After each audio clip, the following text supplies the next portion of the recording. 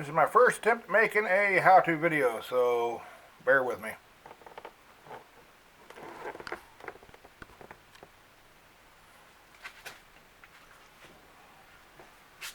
Alright, first things first, select your core. Your core will be Schedule 40 PVC.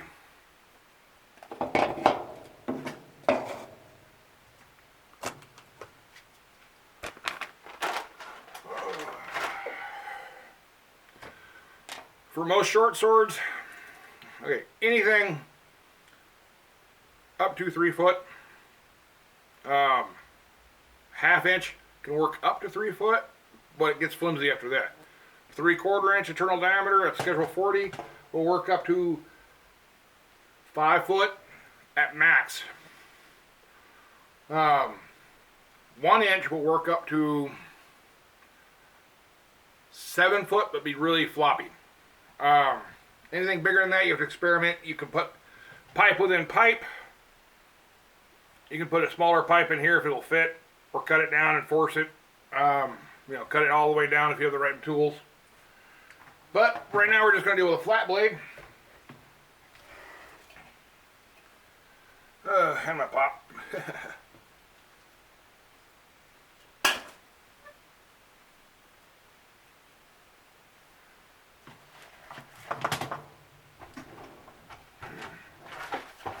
Thought I had everything ready. Thankfully I can edit this. Hopefully it just shows everything I'm supposed to be doing. Alright. First thing you want to do, I am making loner swords, so I am not making them all max length 3 foot. I bought this at Menards. $1.36 for 5 foot of 3/4 inch Schedule 40. And I'm going to cut it in half. I've got 4 pipes, so I'll be able to make 8 short swords, which would be great for part of the park. This is blue camp pad, about between $8 and $10, depending where you're at Walmart. Comes in a nice size roll. This is Powerade for when I get thirsty. This is bamboo skewers, 88 cents at Walmart. You will need these for making a good flat blade for new players. Duct tape, max grade, gray. General is what you'll need on that. Electrical tape. For finishing the handle, you'll need paracord. It's like $1 for a small section over at Walmart. A marker is handy, Sharpie, pick up any real store. Decorations up to you. I am not going to cloth cover these since these will be loner swords, and Ragnarok allows for duct tape covered weaponry. Alright, first and foremost, I'm going to 30 inches.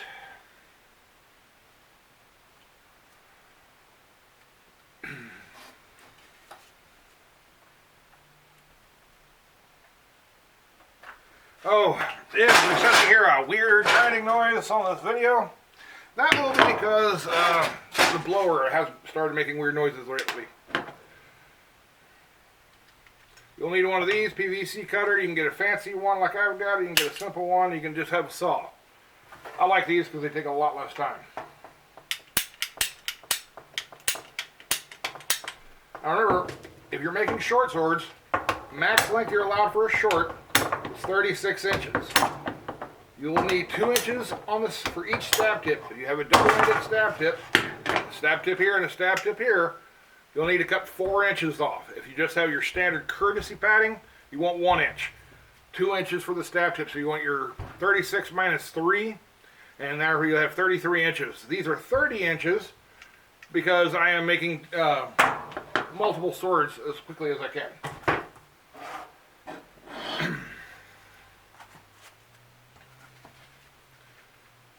Alright, I've already got these cut at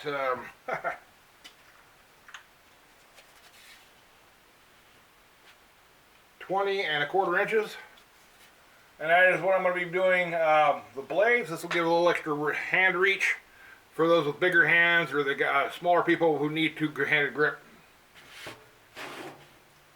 Normally I'd custom make it for per person if they want a European style long or a short, an arming blade. You wouldn't watch much more than the grip. Depends on what kind of fighting style they prefer and like. And now our first cut will be to make a box on this thing.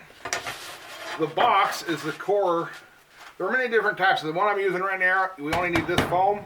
You don't need any other extra type of foam. I did share a video on our Facebook page that has a much more in-depth version, but it also costs a lot more. Our first two strands will be 1 inch each, and then after that we'll have a 2-inch strand.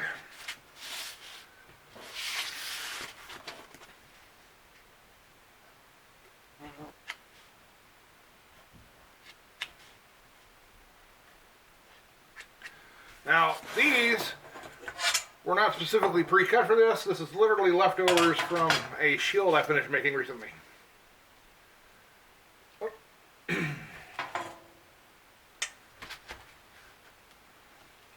And as long as you can see what the hell I'm doing, even with my faux pas, I will leave that all in for the video.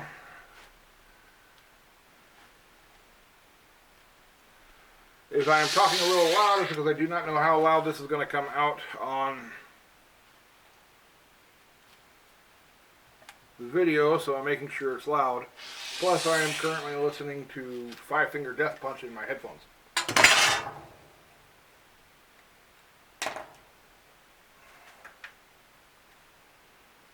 Alright, once you have it marked, 2 1-inchers, I will be cutting another one soon for the 2-inchers. Now the reason I do 1 inch is specifically because the 3/4 pipe with its wall thickness is 1 inch in diameter total. Might be a tad over or a tad under depending on the manufacturer, but you can call it 1 inch on average, and I've made a lot of these, so fairly knowledgeable on it.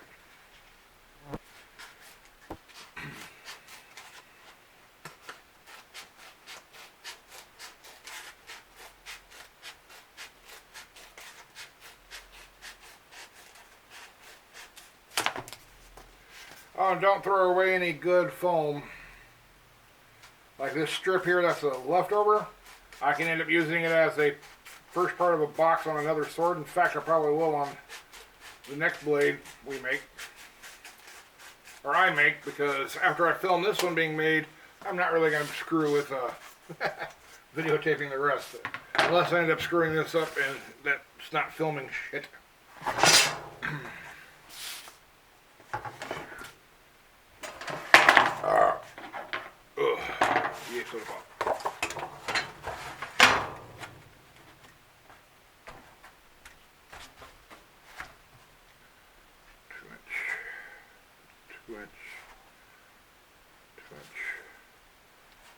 Perfect.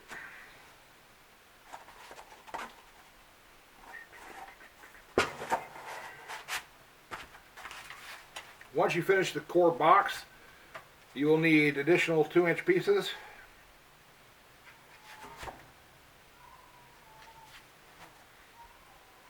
To form the sides, and I'll be showing you all that shortly.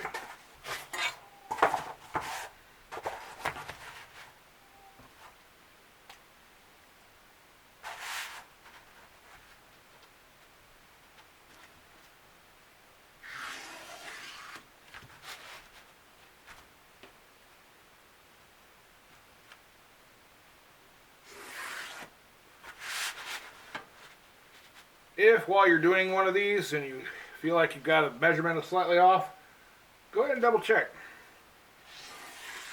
I've done this enough to see odd visuals happen. Your eyes trick you and you end up cutting badly, or as with this, it's a piece of scrap and the edges are not shorn by machine and actually flat.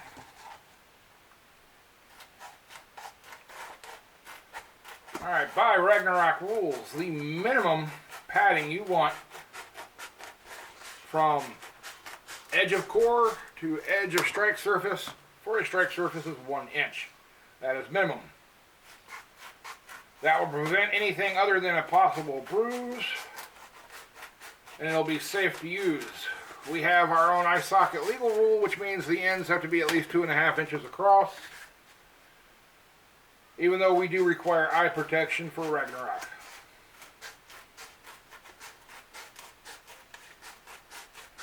And as I said, remember, every time you cut some of these, think about your future projects too. Since I've got more stuff coming up, that goes over into the next sword.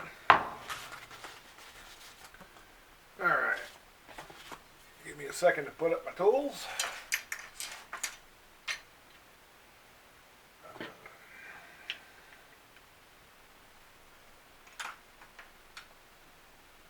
Alright.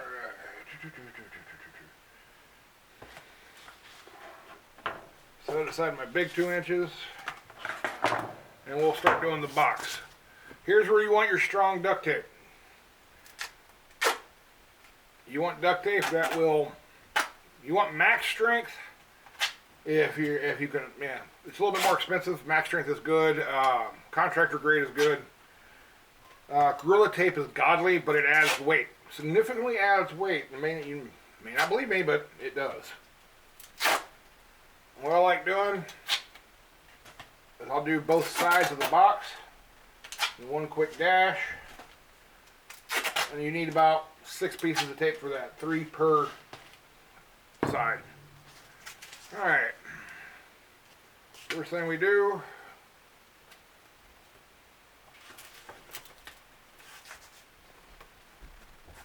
now normally when I'm making a sword, I'll mark the handle size and everything else, but it's also because I'm usually doing a custom piece for someone.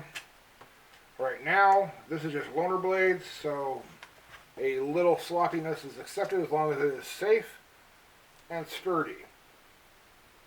Now these 2 pieces are kind of critical, so you want to make sure that they are not twisted and are straight. If they come out curved, you can actually put a curve into your weapon, at least visually, and potentially put people at risk. So it's just best to have it right the first time.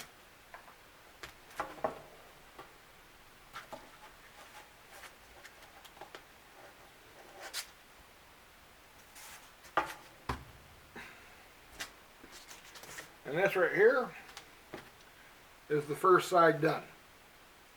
Just 3 pieces of tape.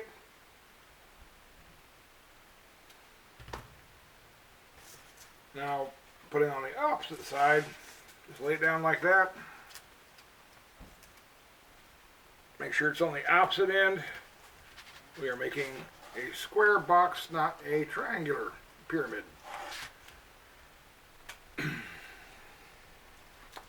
I always like doing the ends first, because the ends can straighten out this right here, and anything that comes out a little loose can be fixed in the center.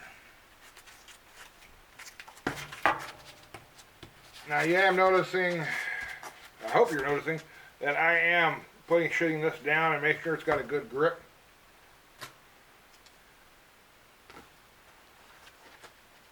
The reason for that is simple. I want it to grip the pipe as well as the other side. This makes it much harder for any kind of breakdown to happen. And I've seen a lot of people like making Omni blades for various games. The problem with the Omni blades is they either glue the whole thing, which can ruin it depending on your type of foam, or they will only put a little bit of attachment at the bottom with tape, and if that tears, if they don't anchor it right, it slides right the hell off. And if you're in the middle of a fight, you just Zelda someone with a foam, but you'll just nailed someone with a half too. So not fun. We are now going to grab the front and back. Oh, and I would like to take this time to thank some friends from Daga here. Man, Frank's going to kill me. I can't remember his game name.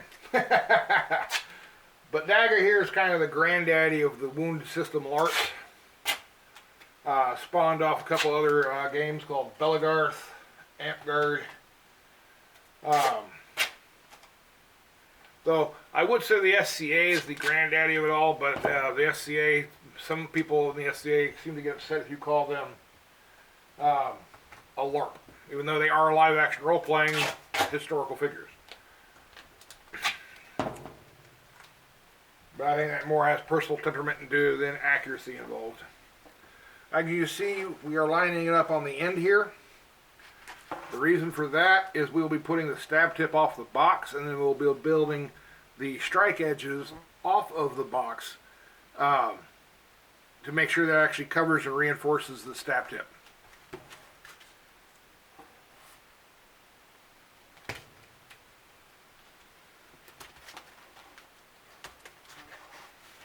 The main key for all this is you want a weapon that is sturdy and safe. For loners, sturdy and safe is the absolute maximum goal. You don't need lightweight, you don't need, there's a lot of people out there that speed is king. I personally prefer to take a 15-pound steel pipe and practice with it on a pellet pole to build up my strength so my speed becomes faster. But each their own.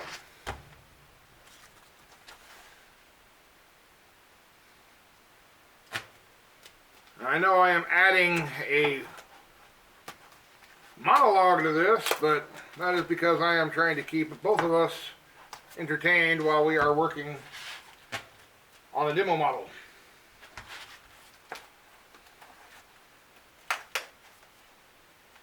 Oh, thing of note, when you're putting these together, you'll occasionally find something like this where the curve went out, so it looks a little wider out here. That will be fixed on this one, and on the two, we'll be putting two longer pieces on either side to finish the box up, and that will fold down and even this out a little bit. You will have some variations using a rough camp pad like this. It's not a big deal, especially for loner swords. Now, if it's your own personal blade, I know people will put a lot of time and effort into making their blades unique and beautiful. I respect the hell out of that. Thanks to the coronavirus, I actually got the time to do half this shit. Oh yeah, wife said I'm not supposed to cuss as much. I'm from Texas. I don't consider this cussing.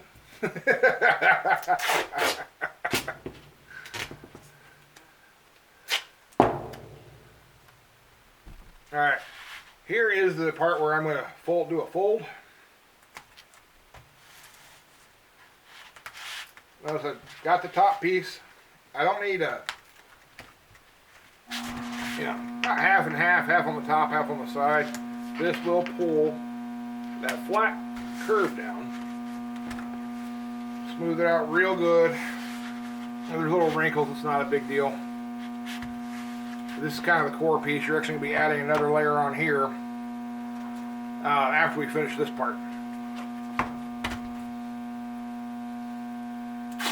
Some people like to go 1.5 inches on theirs, and that is fine. And I think furthering out the edge gives it a much better shape than just a popsicle stick, which is not a bad thing at all. And add in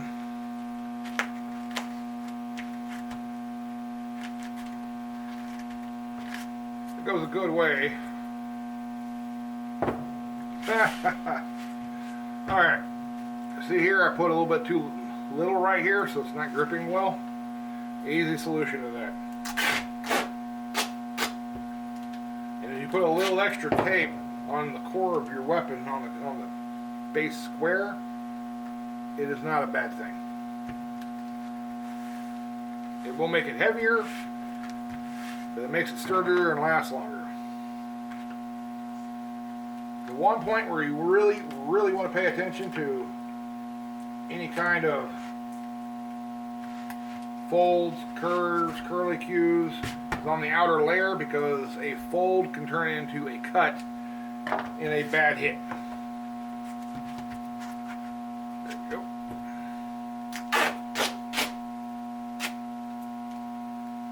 That is only for duct tape covers. If you want to spend a little extra, well, I did spend extra. These are loaners for our land of 3 bridges, and our colors are green, gold, and blue, and I want to color the materials in that color.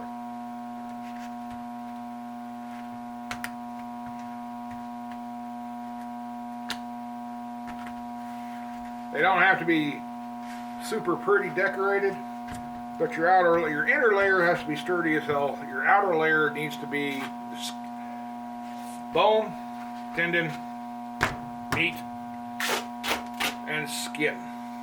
Good way to think about it.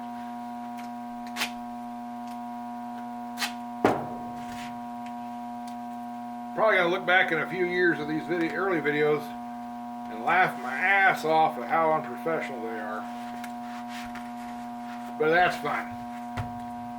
I'd rather be honest and unprofessional than lie through my damn teeth. Alright. Here we are going to add anchor tape. Anchor tape is where you take this part and attach it down to the handle to add extra strength. Now you've already got those three, you say, go, why do you need more? Shit happens. I'd rather be solid and safe than light and lethal. Because this is a game. You know, we're out here to kill each other, not hurt each other.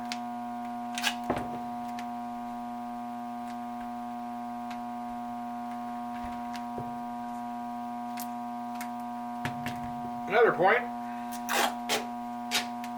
putting the tape down here starts to put a weight a little bit more towards down here. I will be honest, with loaner weapons especially, when there's nothing extra special done to them, your average weight point will be middle of the blade, which is not historically accurate. It does make a weapon swing a little different, but you don't want it all down here, and you don't want it all up here. Well, we've got an axe up here, fine.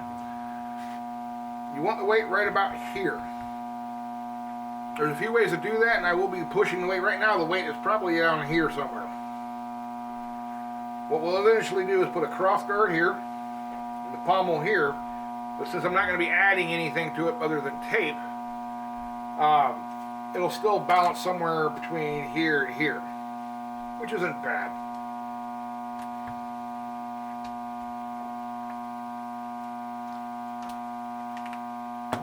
Loaner swords are for people to borrow and use, not necessarily for training and teaching.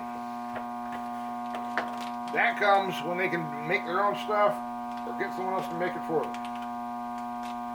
With luck, this video will help people make their own stuff.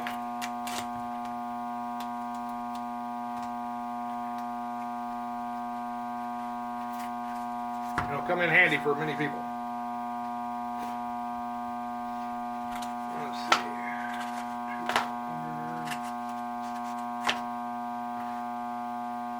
Alright, here's where we come with our extra. We can use it right here, right now.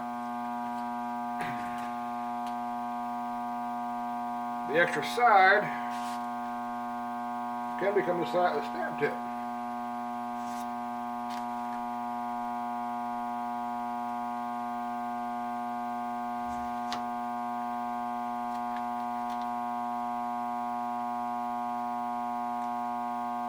Normally, I would say leave, if you're making a smooth curved blade,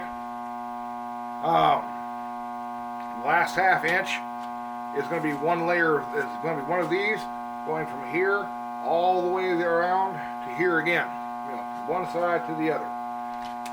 In fact, I might go ahead and do that, though I'm going to have to get a different piece of blue foam for that, or I'll show you how to make the extra when you're using scrap. Either way, it's a valuable lesson. Another valuable lesson, this box style works for spears, pole arms, great swords, short swords, daggers, anything that you need, pretty much. Alright, let's double check our measurements. Good. Good. Too big. You get this a lot. It's because where you're marking, you're cutting along the marks. This comes over. As you can see, it's a little long. Really easy fix. And it's still a little long.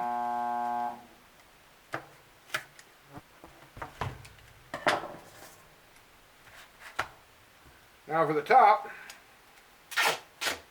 when you're first starting it, all you're going to do is you're going to put one tape will go over this, one for the next one for the second one, which will be 1 inch thick at that point, and one for the last one. Then you'll actually finish it up after the last layer, but this is just still the kind of the box of the core. First and foremost, take your primary one, put it over the top. This just adds a little extra padding over that core. See, now that's all sealed off. Now we put the next one on.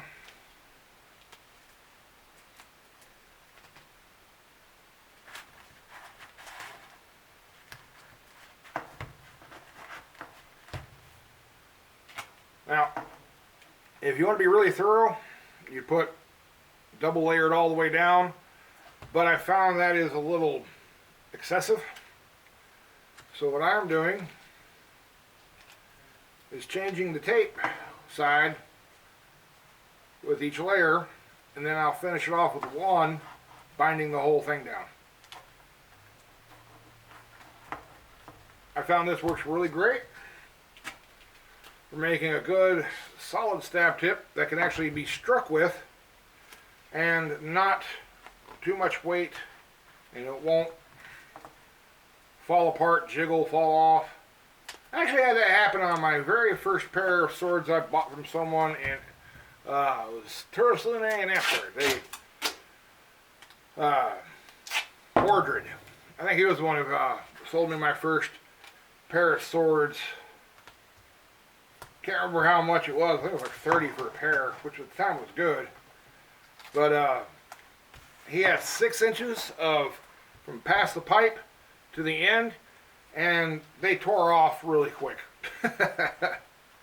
Alright, now we got the core, the box. The box is pretty much done. I have one last thing to do on this, and that is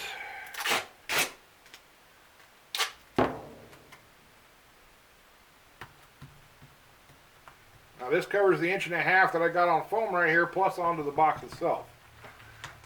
Now what we do, just make sure that goes down nice and smooth. I like putting tension on it. Some people like laying it down in pieces. I like doing it in one shot. This gives a little bit more structural